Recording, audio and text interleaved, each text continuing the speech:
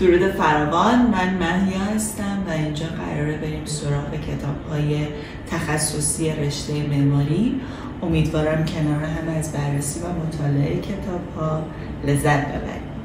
توی این قسمت سراغ کتاب اشتیاق تئوریک و استراتژی‌های طراحی در آثار 8 معمار معاصر رفتم و فصل 8، فصل آخر کتاب رو اینجا قراره کنار هم یه ریویوی داشته باشیم. راجع به کتاب بخوام بهتون یه اطلاعات کوتاهی بدم، اینکه شما رو با دوران فعالیت معمارانی که اسم برده آشنا میکنه و در واقع بیوگرافی که ارائه داده محدود به دوران کاری اون معمار شده، نگاه معمار رو بررسی کرده، راجع به کل زندگی و اینکه از بچگی چی شد و اینا به شما اطلاعاتی نمیده، فقط دوران فعالیت معمار رو بررسی کرده. صادقانه هم بخوام بگم ترجمه سلیس و روان نیست، فونت ریزه، عکس ها بی‌کیفیتن، اما ارزش مطالعه رو قطعا داره. قبل از اینکه بریم سراغ کتاب میخوام یه پیشنهادی بکنم بهتون، اینکه این قسمت رو حتما توی یوتیوب ببینید، چون میگم عکس‌های کتاب بی‌کیفیته و من عکس‌های با کیفیت رو از خود سایت معماری که اسم برده برای شما گذاشتم توی کانال یوتیوب. حالا اگر اهل یوتیوب گردی نیستین هم بهتون توصیه میکنم که حتما پیج اینستاگرام ما رو داشته باشین به آدرس بوکیش اندرلاین آرکیتکچر، یا اینکه در کانال تلگرام ما عضو بشین که آدرسش @بوکیش اندرلاین آرکیتکچر هستش. عکس اونجا لود میشه تلگرام. بعد از اینکه هر فصل قسمت‌هاش تموم شد، اپیزودها به ترتیب یک جا منتشر میشه، اما عکس‌ها هستش با توضیحاتش، حتما میتونید ازش استفاده بکنید. بدون اضافه گویی برم سراغ این کتاب. همونطور که میدونید من اون بخشی از کتاب رو که مورد بررسی قرار دادم ابتدا به صورت تیتروار روند کتاب رو توضیح میدم و بعد میرم سراغ توضیحاتی که کتاب داشته. فصل 8 این کتاب مورد بررسی قرار گرفته که این فصل رو من به 2 بخش تقسیم کردم، یکی بیوگرافی و نگاه معمار و بخش دوم میره سراغ آثار اون معمار تا سالی که این کتاب منتشر شده. من برای اینکه کتاب قدیمیه، در سال 2001 انتشار یافته و یکم اطلاعاتش محدود و کم بوده و ناقص بوده، ناچار شدم خودم هم یه سری تحقیقات داشته باشم که این اطلاعات به درد بخوره، یکم بروزتر شده باشه. به خاطر همین حتما بهتون اعلام میکنم کدوم بخشش اضافه بر کتابه و کدوم بخشش در کتاب ذکر شده. امیدوارم که این کار کمک کنه اطلاعاتی که اینجا میگیریم جامع‌تر و کاملتر بشه. ابتدا من بخوام یه بیوگرافی رو بدم خدمتتون. این بیوگرافی مضاف بر اطلاعات کتابه. فصل 8 این کتاب راجع به هرزوگ و دمورن هستش. هرزوگ متولد 19 آپریل 1950 در بازل سوئیس و امروز 73 سالشه و دمورن متولد 8 می 1950 در بازل سوئیس. تفاوت سنی این 2 نفر در حد 1 ماه تا کمتر. این 2 نفر در سال 1978 شرکت هرزوگ اند دمورن رو تشکیل دادن و تونستن در سال 2006 یعنی بعد از انتشار این کتاب عنوان تحسین شده ترین شرکت معماری در جهان رو کسب کنن. آشناترین اثر امروز اونها ورزشگاه ملی پکن به نام آشیانه پرنداز. و اما توضیحات کتاب راجع به این 2 نفر. تونستن قبل از 40 سالگیشون در معماری معاصر تغییرات ارزشمندی رو ایجاد کنن. فارغ التحصیل شده از دانشگاه ETH زوریخ سوئیس هستند و استاد اونها آلدو روسی بوده. احتمالاً روسی به اونها یاد داده که معمار باید دور از اثرش نگهداری بشه. راجع به تحصیلاتشون بخوام بیشتر و مضاف بر اطلاعات کتاب بهتون توضیح بدم، این دو نفر فارغ التحصیل شده دهه 70 میلادی هستن. دوره‌ای که برای اروپا دوره خاص بوده، یه انقلاب سبک زندگی به سبک مدرن بوده. کتاب توضیح داده عمده ترین دلیل موفقیت اونها این بوده که با حساسیت هایی که در دهه 90 میلادی در جهان حاکم بوده آشنا بودن. اونها تونستن از فردیت و هویت خودشون چشم‌پوشی کنن و فردیت و هویت آثارشون رو نشون بدن. در دورانی که دموکراسی محدود بود، معماری ایستاد تا خاصیتی فردی شود. معماری ایستاد تا به جای یک موضوع صرف بازتاب قاعده بی اثر و بی ضرر برای عمل باشد. چیزی مشابه این که در زیبایی شناسی هنرها رخ داده بود. معمار خودش را در خلسه قرار داد تا با همان امر باستانی که معماری خوانده میشد مطرح شود. معمار با این کارش قلمرو معماری را کشف کرد. این عقاید دوران تحصیل این دو نفر بوده و همینها باعث شده که روی کار این دو نفر تاثیر بذاره. یه توضیح دیگه که کتاب میده، به عقیده نویسنده معماری هرزوگ و دمورن در انتهای دهه 80 و بعد از اون سیر نزولی داشته و قدرت کار اولیه رو نداشته. میگم این کتاب برای سال 2001 شما تا اینجای آثارشون رو در نظر بگیرید. اونها توجه ویژه‌ای رو بعد از دهه 80 میلادی فقط به نما داشتن و دیگه از مصالح که توجه و نگاه ویژه این دو نفر بوده فقط به عنوان پوسته و زیبایی استفاده می‌کردن و دیگه به اینکه ماهیت اصلی مصالح رو در سازه هم نشون بدن نداشتن و از این دید اونها کم شده. الان میخوام دیدی که این دو نفر به معماری داشتن و کتاب توضیح داده رو براتون شرح بدم. هرزوگ و دمورن حداقل در دوران میانی فعالیتشون بر این باور بودن که جوهره معماری در گفتگوی بین مصالح نهفته است و برای درک این گفتگو به ساده ترین احجام نیازه. معماری در احجام درخشان پدید نمیاد، بلکه حجم مینیماله که میتونه معماری واقعی رو نشون بده.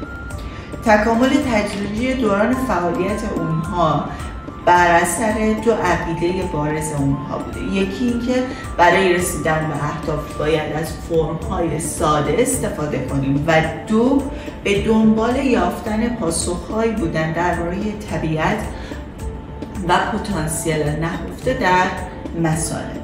در نتیجه ما هیچ حرکت فردی در آثارشون نمی‌بینیم، اما دلیل این که این دو نفر تونستن در نابهنجارترین بازارها رقابت کنن و متنوعترین کارها رو داشته باشن همین بوده که به دنبال کشف دوباره عناصر پایه بودن و باعث شده که در کارهای اونها عمق ایجاد بشه. و اما حرفه‌ای‌گری اونها اینطور بوده که پایبند بودن به کشورشون و اومدن بین معماری دوره بعد از جنگ و معماری سوئیس یک ارتباطی رو برقرار کردن. به طور مثال اونها 4 عقیده بارز داشتن: احترام به مکان، توجه به مقیاس، دقت در استفاده از مصالح و به کارگیری دقیق جزئیات. و کاری که باعث شد اونها بالاخره جایزه تلاشاشون رو بگیرن استمرار داشتن و انتظار کشیدن. و اما نگاه اونها به مسائل از میان مصالح توجه ویژه‌ای رو به شیشه داشتن و همین امر باعث شد که در صنعت این متریال تغییر و تحول به وجود بیاد و باعث پیشرفت تکنولوژی شیشه شدن. تمام تلاش خودشون رو کردن که مصالح رو به عنوان چیزی که هستند مطرح کنن. در حین کارشون هم پیشنهادهای نوعی رو در استفاده از این مصالح در ساختمان ارائه دادن. تو پرانتز بگم به خاطر همین به اونها شیمیدان‌های معمار گفته میشه. هرزوگ و دمورن به طور ویژه‌ای از بتون لذت می‌بردند و باعث شد که فرم‌های ساده خاص رو به وجود بیارن. اهمیت اتصالات در معماری هرزوگ و دمورن برای آشکار شدن اون سازه و ماهیت اصلی بنا رو نمیشه نادیده گرفت. بنابراین هر کس که به کار این دو نفر علاقه داشته باشه باید در این موضوعات عمیق بشه. به طور کلی از نظر اونها بهترین فرمیه که مصالح تمام ظرفیت خودشون رو نشون بدن. در واقع هر گونه حجم پردازی و شمایل سازی رو نادیده گرفتن و تمام تمرکزشون روی آشکارسازی اون ماهیت اصلی مصالح بوده و به کشف دوباره از مصالح رسیدن. بخوام اضافه کنم به مطالب کتاب، اونها طرفدار راه حل‌هایی بودن که با فرهنگ ساختمانی محل پروژه تناسب داشته باشه. این دو نفر در تلاش بودند تا با استفاده از شباهت‌های زمین شناختی و بیولوژیکی با همه خطرات موجود هرچه بیشتر آزادانه و بدون قید و بند عمل کنند. آنها باور داشتند یکی از اهداف معماری افزایش میزان ادراک ما از جهان هستی است. ساختمان‌ها فیلترهایی هستند که دیدگاه ما رو نسبت به شهر یا کشور میتونن تعیین کنن. یکی دیگه از ویژگی‌هایی که کتاب راجع به اونها اشاره میکنه خود انتقاد بودن این دو نفر. بعد از بررسی بیوگرافی و نگاه این دو نفر خواهیم وارد قسمت جذاب کتاب بشیم، یعنی بررسی 25 اثر هرزوگ و دمورن تا سال 2001. برای بهتر دیده شدن کارهاشون سراغ سایت رسمی خود هرزوگ اند دمورن رفتم و به شما شماره پروژه هایی که توی سایت هستشون اعلام میکنم که اگر خواستید سر بزنیم به سایت و دنبال این پروژه ها بگردین کارتون راحت تر باشه. اولین اثر سراغ خانه تخت چند لایه در بوتمینگ آلمان در سالهای 1984 تا 1985 رفته. این کار توی سایت با شماره 027 معرفی شده با نام پلیوود هاوس. اولین کاری که اونها اساسی ترین جنبه های ساختمون رو کشف کردن. در این اثر اونها به یک درخت اشاره کردن و به خاطر اون درخت در کارشون انحنا و زاویه ایجاد کردن که اجازه رشد این درخت رو بدن. البته اینطور نیست که این اثر مدیون درخت باشه، اما به خاطر اون درخت فرم مستطیل کشیدهشون دارای انحنا شد. در این اثر به آفرینش سطح افقی بوده که اشاره کرده.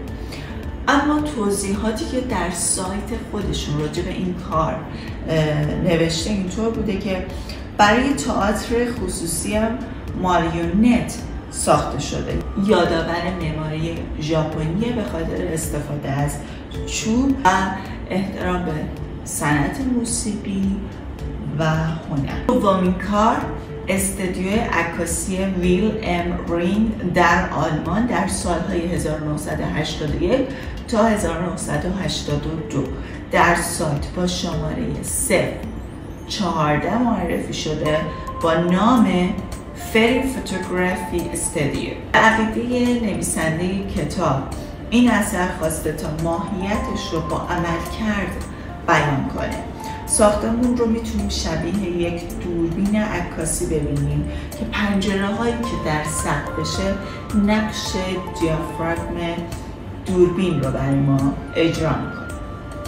اما توضیحاتی که توی سایت راجع به این کار بیان شده: محوطه دارای پارکینگ و باغ بوده، از سمت شرق به دفتر مجموعه میرسیده، از سمت جنوب به پارکینگ. این باغ در یک منطقه توسعه یافته قرار داشته. این منطقه ما ساختمان‌های صنعتی داشتیم، خونه داشتیم، آپارتمان داشتیم، در نزدیکی بزرگراه بوده و شبیه به استخر ریحان اومده این محیط‌های ناهمگن رو به همدیگه مرتبط کرده. بخش اداری چوبیه و میشه گفت شبیه مهد کودک ساخته شده. توضیحاتی که توی سایت خودشون دادن. تالار عکاسی مثل یک جعبه تا شده است با مکعب‌های عجیبی در سقف که نما رو برای شما یونیک کرده. سالن عکس و عکاسی به 3 بخش مجزا تقسیم شده. یکی برای کاربر نور طبیعی، یکی برای نور مصنوعی و یکی هم برای نورهای ترکیبی و اما آشپزخونه شبیه یک جعبه طراحی شده. و اما سومین کار، سراغ انبار ریکولا در لافن سوئیس در سالهای 1986 تا 1987 رفته. در سایت با شماره 038 و با نام ریکولا استوریج بیلدینگ معرفی شده. یک مجتمع صنعتی که معماری هدفش ساختن یک ساختمان مشهود و ملموس بوده. استفاده کرده از یک دیوار فریبنده برای اینکه معمار بتونه خیلی سریع مشکلاتی که داشته رو حل کنه. چطور این کار کرده؟ اومده از فرم‌های مکرری از پانل‌های چوبی استفاده کرده با 3 تا اندازه مختلف. به خاطر همین شما وقتی این ساختمون رو میبینی احساس میکنی که این ساختمون رو به حرکت به سمت بالاه و ساختمون دارای ریتم هستش. این ساختمون تونسته درجه از عمومیت رو به دست بیاره اما اثر ویژه‌ای نشده. در این کار باید به فضای درون شبکه‌ای انبار و شیبی که توی منطقه وجود داره توجه کرد. اما اومده از یک در به عنوان یک شیء فرعی استفاده کرده که بتونه فرم در معماری رو برای شما توصیف کنه. اما توضیحاتی که در سایت راجع به اثرشون دادن: کاربری این فضا برای ذخیره سازی خودکار شیرینی‌های گیاهیه. پانل‌های بالایی بزرگتر از پانل‌های پایینه که خدمتتون عرض کردم برای ایجاد ریتم در ساختمون استفاده شده. از دورنما یک شخصیت بسته رو داره اما وقتی که نزدیک بشین ساختار تکراری و خشن اون تبدیل به یک فرم ریتم دار میشه. سالن نگهداری گیاهان روی پایه‌ای بتونی در بالای زمین سنگی که در مجاورت دیوار آهکی یک معدن قدیمی قرار داره ساخته شده. 4مین اثر، خونه سنگی در تاوله ایتالیا در سالهای 1982 تا 1988 ساخته شده. در سایت با شماره 017 و با نام استون هاوس معرفی شده. سازه این کار اسکلت بتونیه که عهده‌دار فضای داخلی هم شده، یعنی شما این اسکلت رو در فضای داخلی هم میبینینش. پوشش دیوارها سنگی بدون ملات و به صورت خشکی چینی، یعنی تکنیک دوران نوسنگی ساخته شده.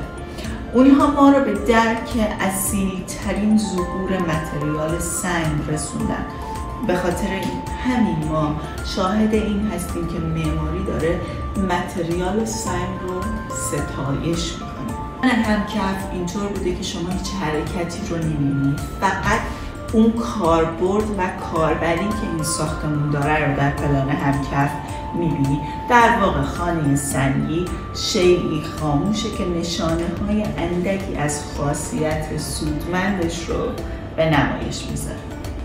اما توضیحاتی که سایت راجع به این خونه داده: در یک شیب جنگلی این خونه ساخته شده، از صفحه سقف به عنوان مخزن آب باران استفاده کرده، فضای داخلی به یک ساختار بدون راهرو متراکم شده. ایده استفاده از سنگ طبیعی از دیوارهای سنگی باغ زیتون گرفته شده. پنجره‌های نواری در طبقه بالا دید پانورا به شما میده و باعث پخش نور بیشتر میشه، شبیه کارهای رایت. خود سایت اینو گفته. در کرکره‌ای این خونه باعث سایه بازی در فضای داخلی شد. و اما پنجمین اثر، ساختمان آپارتمانی هر اشتراسه در باسل در سالهای 1987 و 1988 در سایت با شماره 029 و با نام Apartment Building Along a Party Wall معرفی شده. ایده حیات مرکزی که از ویژگی‌های قرون وسطاست دلیلی شد که معمار به سازه طولی متوسل بشه. این مسکن‌ها برای طبقه متوسط جامعه ساخته شده بود که یک اتاق داره با کارکرد ناهارخوری، نشیمن، اتاق خواب. مثل خانه پلی‌وود، این خونه هم ساختار افقی داره. در این کار از چوب به عنوان ستون، کاری که در گذشته می شده، استفاده کردن. این خونه به خاطر تصویری که ستون‌ها ایجاد کردن ویژگی خاص کهن بودن رو به شما میده. و اما توضیحاتی که در سایت خودشون راجع به این کارشون دادن: ساماندهی این اتاق‌ها به صورت خطی بوده با یک راه پله مرکزی، دیواری که در ضلع شرقی قرار داشته به توسعه حیاط کمک کرده و اتاق‌های زیر شیربونی و انتهای جنوبی به عنوان پیکره‌های مستقل در این کار استفاده شدن. ششمین کار، آپارتمان شویتر در باسل در سال 1985 تا 1988 در سایت با شماره 031 و با نام Apartment and Office Building شویتر معرفی شده. شکل این ساختمون بوده که تعریف خاصی رو به پوشش این ساختمون با استفاده از شیشه داده. مثل کارهای اولیه، اونها اهمیت زیادی رو برای ساختار افقی قائل بودن. توضیحاتی که در سایتشون راجع به این کار دادن: از بتون‌های رنگی استفاده شده که وضوح گرافیکی به کار بده. انحنای نما با جعبه کرکری مستطیلی که در طبقه اول نمایش دادن افزایش یافته. هفتمین کار، آپارتمان‌های شویتر در باسل برای سال‌های 1984 تا 1993 در سایت با شماره 025 و با نام Apartment and Commercial Building معرفی شده. بهترین چیز این اثر پلانه که تونسته با کنترل فضاها به یک فضای داخلی جذاب برسه. توضیحات سایت خودشون راجع به این کار اینطور بوده که سایت پروژه در مرکز شهر قدیمی که هنوز آثار قرون وسطی درش قرار داشته واقع شده بوده. کرکره‌های شدنی با طرح‌هایی که داره یادآور حرکت پرده رو میکنه. حیات مرکزی در ساختمان‌های افقی باعث به وجود اومدن ریتم میشه. هشتمین کار، پروژه اصلاح پلان سید لانگین، خانه‌های مسکونی در پیلوتن گازوین در سالهای 1987 تا 1992 بوده. در سایت با شماره 043 و با نام هاوسینگ پیلوتن گیز معرفی شده. شبکه مویرگی از راهروها. و اما توضیحاتی که در سایت داده: حدود 200 خانه پلکانی در امتداد یک فضای مرکزی کمی مهدب شکل چیده شده. طرح این کار به همراه آدولف کرپشانیتز و اتو استیدل توسعه یافته.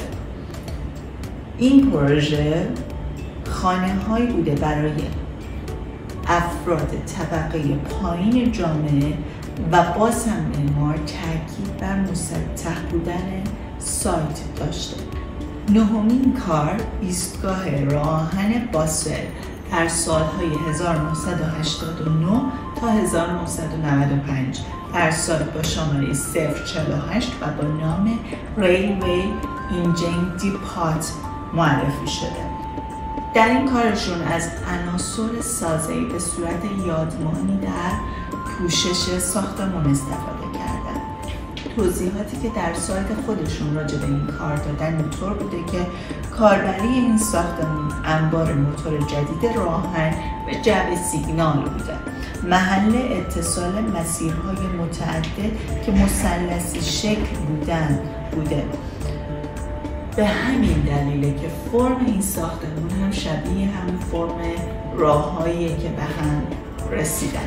در اطراف این ساختمان زمین‌های آلونک مانندی وجود داشته برای اشخاصی که توی این ساختمان کار میکنن و همین دلیل برای ساختمان بازوهایی در نظر گرفته شده بود که در نهایت هم به دلیل تغییراتی که توی پروژه دادن اجرا نشد. دهمین اثری که کتاب بهش میپردازه پروژه کلیسای ارتدوکس در زوریخ برای سال 1989 در سایت با شماره 057 و با نام گریک ارتدوکس چرچ معرفی شده.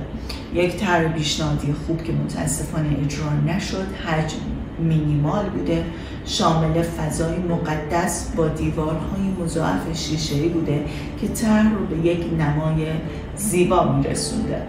میتوان گفت این کلیسا ضخامت دیوارهای رومانسک و شفافیت نوری گوتیک رو داشته. تصاویر روی شیشه موزاییک ها فضای کلیسای رابنا رو به یاد میاره. همه چیز نور و ماده در نور در این کلیسا حل میشه. هرزوگ و دمورن از اولین معمارانی بودند که اهمیت شیشه مات رو برای معماری دهه 90 میلادی کشف کرد. و اما یه نکته رو میخوام راجع به سایتشون بگم قبل از اینکه توضیحاتی که سایت راجع به پروژه داده رو خدمتتون عرض کنم. اینه که شما وقتی به سایت هرزوگ اند دمورن سر بزنین متوجه بایگانی عالی کارشون میشین. یعنی چه کارا اجرا شده، چه در حد اتود بوده، چه فقط سایت اون کار رو بهشون ارائه دادن. همه کارها اونجا آرکایو شده و شما میتونید خیلی منظم، مرتب اما اقسام پروژه های معماری رو، روند کاری رو توی این سایت ببینید. به خاطر همین باز هم میخوام بهتون این پیشنهاد بکنم که حتما به سایتشون سر بزنید. ترتیب پروژه ها که توی سایت هستش به ترتیب سال بوده، اما کتاب این کار رو نکرده، به ترتیب سال برای شما پروژه ها رو بررسی نکرد. اما دیگه حالا بریم سراغ پروژه کلیسای ارتدوکس. توی سایت اینطور میگه که هر کلیسا چه در شرق و چه در غرب ارزش عبادی که داره از ارزش هنریش بیشتره. زمین این کار شیبدار بوده، اما معمار متقاعد شده که شیب رو حفاری کنه و مکعب ساده‌ای رو در سطحی پایین‌تر از رودخونه‌ای که توی اون منطقه قرار داره بسازه. در واقع این کلیسا قرار بوده بشه قطعه میانی بین شهر و فضای طبیعت رو.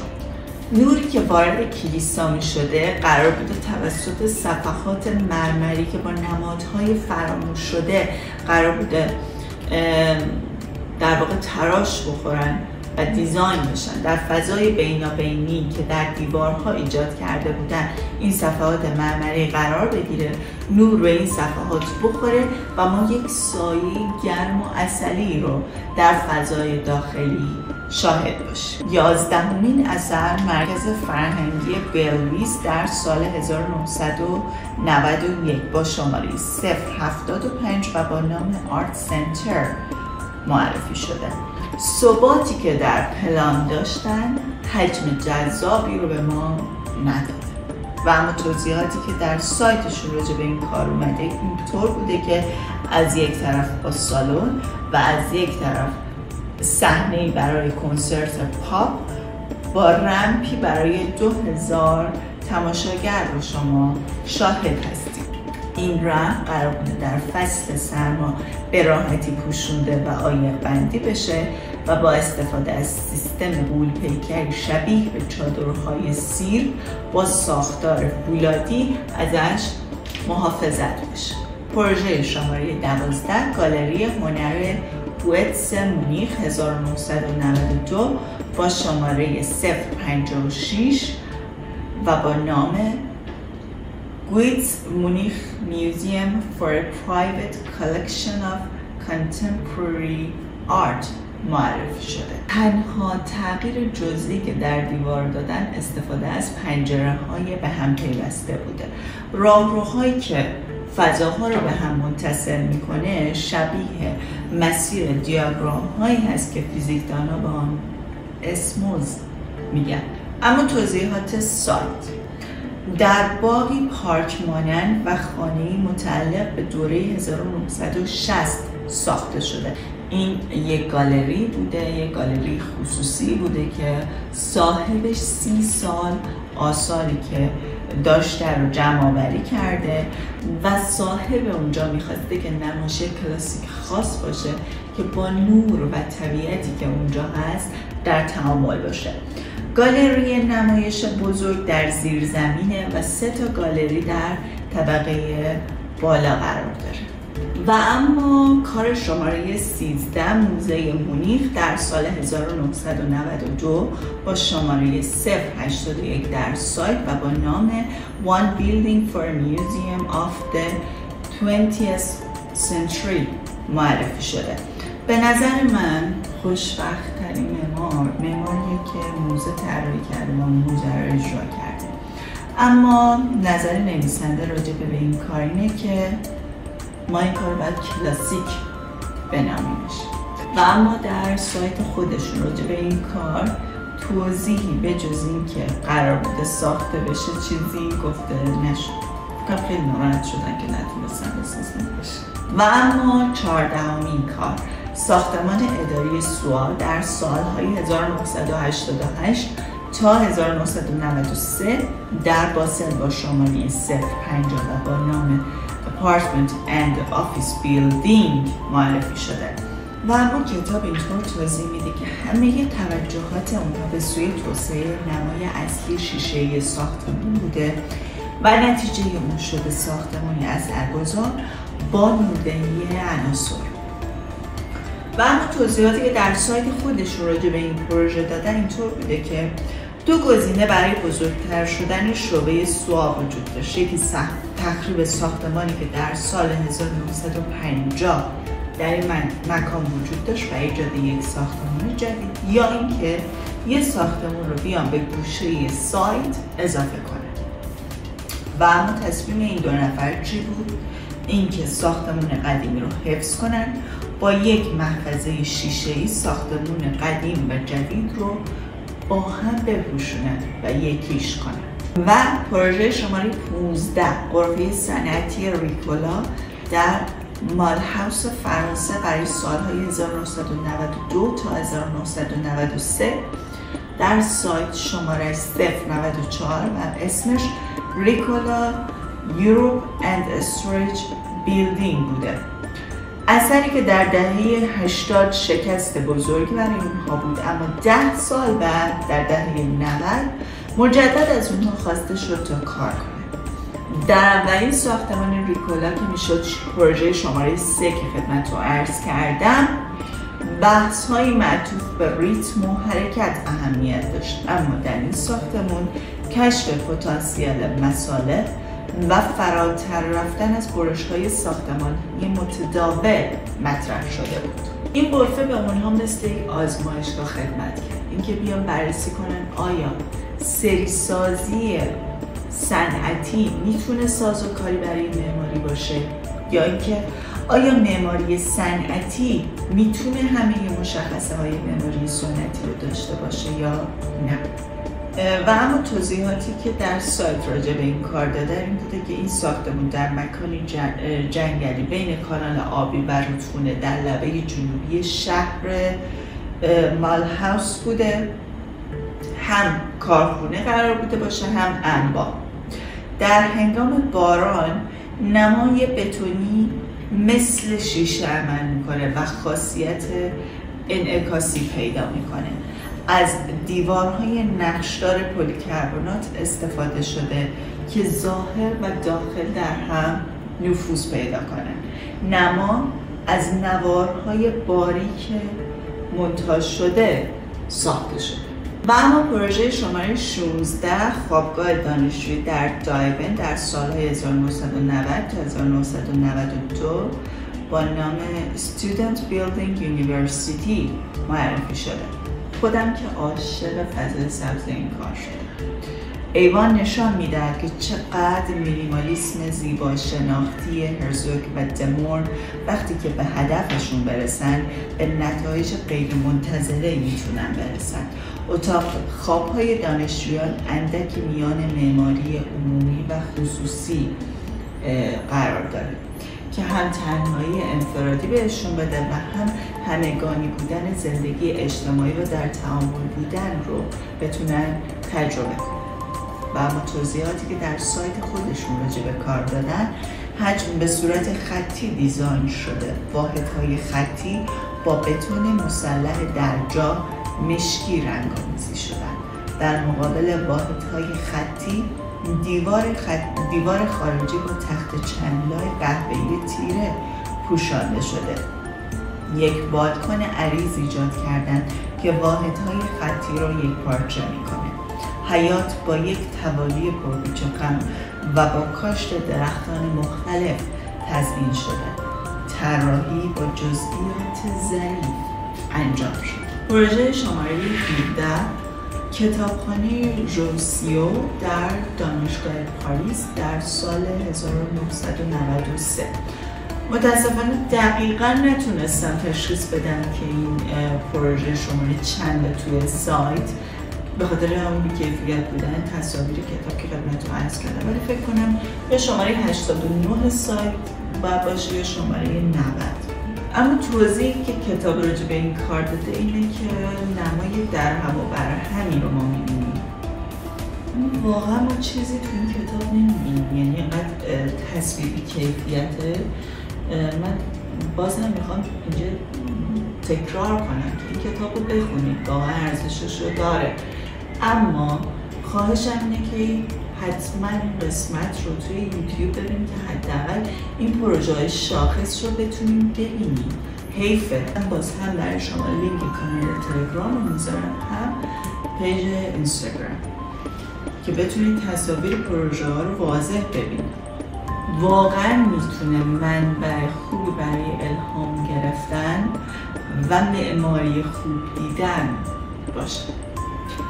پروژه شماره 18 توقفگاه متصدی علائم راهن باسل در سالهای 1994 تا 1998 با شماره 049 و با نام سیگنال باکس معرفی شده.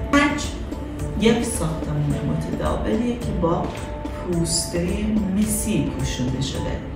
این جعبه در واقع ستایش کامل مسه. اما تاریخچه‌ای برای اینکه از مس در نما به کار گرفته شده باشه قبل از این کار وجود نداره. متاسفانه در شب نورها به درون راه دارن و کرکره‌های چوبی نور ضعیف پنجره ها رو پنهون نمی‌کنه و حجم رمزگونه بودن خودش رو این ساختمون در شب از دست میده. اما باز وقتی که روز میشه دوباره ساختمون هویت رمزگونه خودش رو داره.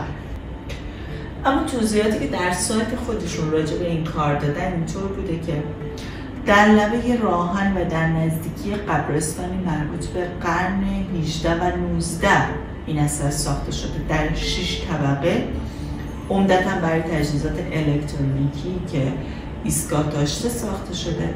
ساختارهای خطی در یک نقطه محکم و در یک نقطه پیش خورده است که میخواد عملکرد الکترونیکی که این ساختمون داره رو به شما نشون بده. در روز بسته به شرایط آب و هوایی رنگ مس تغییر میکنه. مثلا در شرایط بارانی شما ساختمون رو به رنگ سبز تیره میبینید. و اما پروژه شماره 19 کارخونه نوشابه سازی دومینوس در یونیت ویلفر کالیفرنیا در سالهای 1995 تا 1997 با شماره 137 در سایت و با نام دومینوس معرفی شده. خلاقیتی بوده برای استفاده از مصالح جدید. دیوار عظیم از توری سنگی حاوی سنگ‌های نتراشیده. این اثر تجلیلی بوده از درستی مسائل. اینجا بازی با فرم‌ها رو نمی‌بینی، بلکه اون صداقت مسائلی که خودشون رو نشون دادن و تنها چیزی که اینجا حاضره مسائل هستش، نفر. ویژگی اصلی این اثر ابتکار اونها بوده در استفاده از مسائل که در واقع نقطه اوج فعالیت اونها بود. آیا اونها از این سنگ‌ها به صورت نوستالژی استفاده کردن و یادآور غارها و گودال‌های اولین زیرزمین‌های نوشابه سازی بودند؟ این پرسش باید توسط تورهای سیمی و مصالح پاسخ داده بشن. ساختمان داخلی یک ساعت کیهان است. ما شاهد گذرگاه زمان هستیم و می‌آموزیم که لحظه رو باید حس کنیم. سنگ‌های بزرگتری که در توری به کار رفته راهروها رو تعریف می‌کنن، این سنگ‌ها هستند که دنیای سایه‌ها رو دگرگون کردن و تأثیر مطلوبی رو در حسی که در فضای داخلی برای اون فردی که داره اونجا ازش استفاده میکنه رو ایجاد کنه. جذابیت این پروژه به رابطه بین سنگ و نور نهفته شده. و اما توضیحات سایت درباره این پروژه خاصشون. سایت در مکانی استثنایی در دره ناپا واقع شده. این تاکستان زمانی محل سکونت هندی ها بوده و پس از 10 سال دومینوس ها شرابشون رو به کیفیتی رسوندن که نشان دهنده پتانسیل این زمین بود. پنل های بتونی پیش ساخته با جرثقیل در پروژه قرار داده شدند. سبد های توری رو کارگران با دست می بافتند. سنگ ها سایزشون مختلفه. همین ها دلیلی شده بر زنده بودن این ساختمان. مش‌های فلزی با نور شفاف خودشون فضای داخلی رو تغییر دادن. سبک غیر عادی رو از بازتاب‌ها در این پروژه شاهدش هستیم. سنگ‌های طبیعی اجازه نمایش نور در داخل رو میدن. تأسیسات اداری به صورت شیشه‌ای اجرا شده. پروژه شماره 20 کتابخونه مدرسه فنی اورسول در آلمان در سالهای 1994 تا 1997 با شماره 105 در سایت و با نام تکنیکال اسکول لایبرری معرفی شده. پوسته و نمای جذابی رو در این ساختمان شاهد نیستیم. قطعات شیشه به صورت مکانیکی توسط تصاویر تکرار شدند. اما توضیحاتی که در سایت راجع به این پروژه دادن، در مکانی مستطیل شکل با درختان و رودخانه کوچک قرار گرفته. قبل از جنگ جهانی دوم این مکان یک مرکز آموزش جنگلداری بوده.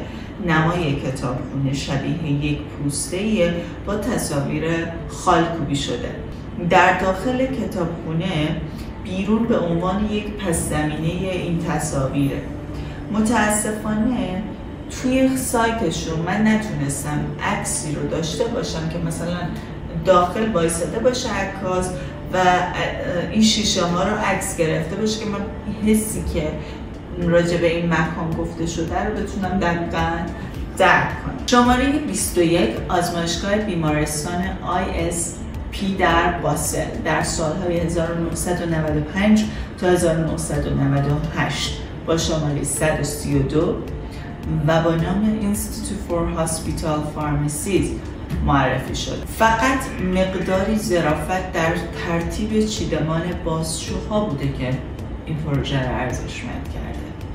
و اما توضیحات سایتشون ساختمانی پراکنده که در چند جهت گسترش یافته در شرایطی که محیطش بسیار متنوع بوده. یعنی ما تو این منطقه زمین‌های قرون وسطایی، حیات‌ها و سازه‌های قرن 18 تا 20 میلادی رو داریم. بازتاب و شفافیت نما باعث شده که این مرز سفت و سختی که بین ساختمان‌ها قرار داشته بشکنه. در واقع کل نما شیشه‌ایه و محیطش مثل یک آینه داره انعکاس پیدا میکنه. دیگه یواش یواش داریم به پروژه های آخری میرسیم که کتاب به ما معرفی کرده. امیدوارم تا اینجا لذت برده باشید. پروژه شماره 22 خانه رادین در لیمن فرانسه در سالهای 1996 تا 1997 در سایت شماره 128 و با نام هاوس این لیمن معرفی شده. معماری توی این خونه اینطور بوده که انگار اومده نقاشی بچگیامون رو بازسازی کرده. یه خونه با سقف شیبدار با یه دودکش و پنجره. حجم این پروژه فقط احساس یک خاطره رو برای شما ملموس میکنه. اما آیا این کار آکادمیک بوده؟ یا اینکه اومده به صورت کنایه‌آمیز معمار اون تصوراتی که مردم نسبت به معماری دارن رو به چالش کشید؟ توضیحاتی که سایت راجع به این کار داده خیلی جذابه.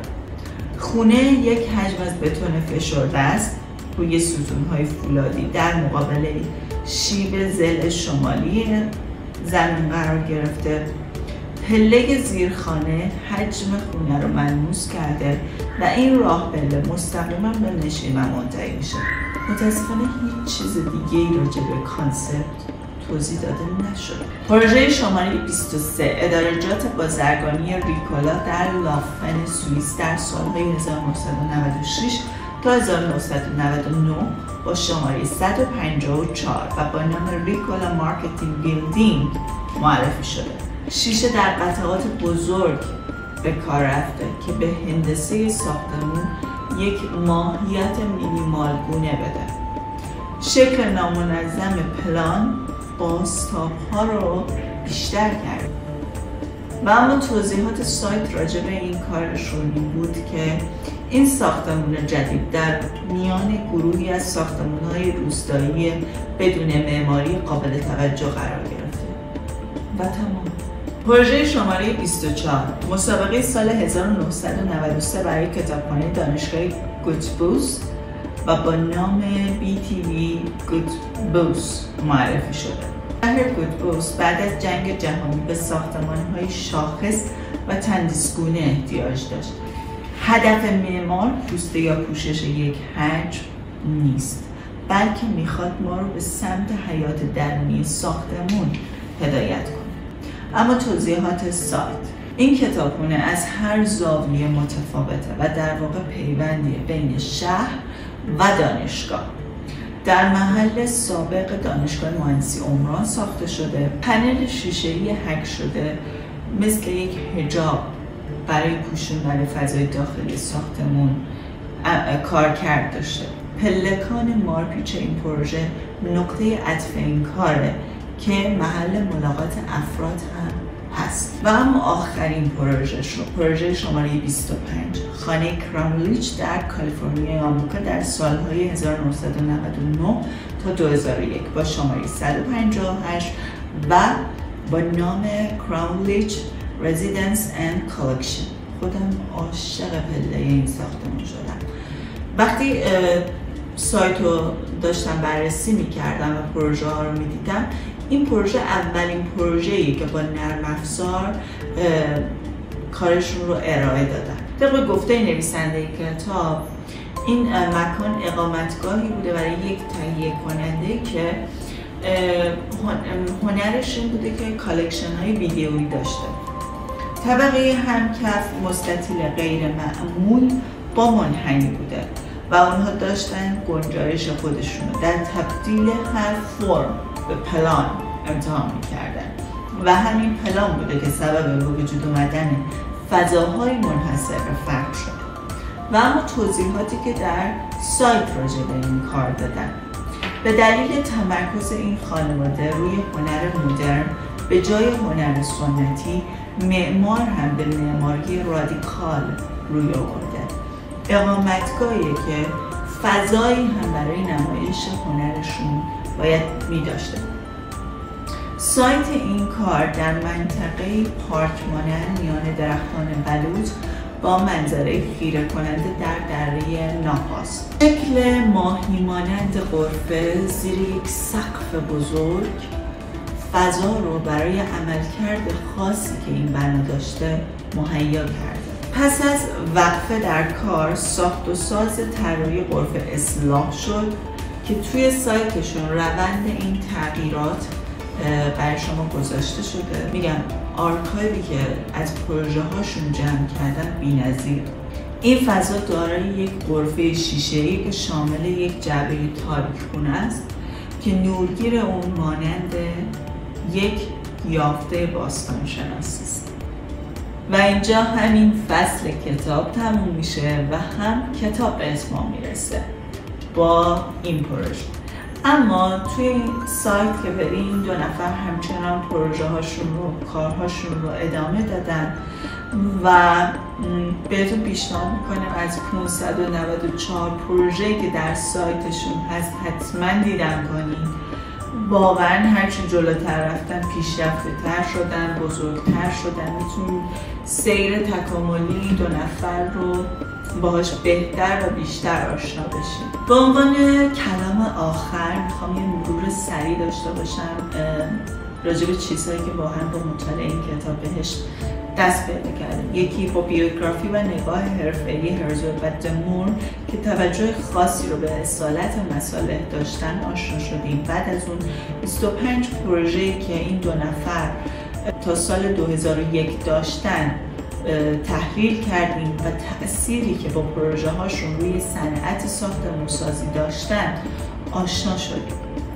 با عنوان حسن ختام میخوام جمله‌ای که بیل لیسی معمار و رئیس دانشگاه نیویورک راجع به این دو نفر بیان کرده رو خدمتتون عرض کنم.